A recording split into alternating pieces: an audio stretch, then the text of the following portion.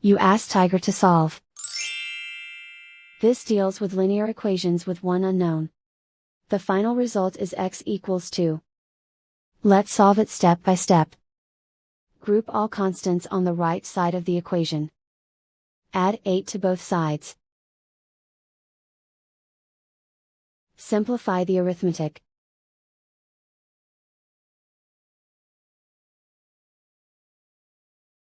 Isolate the x. Multiply both sides by inverse fraction 2/5.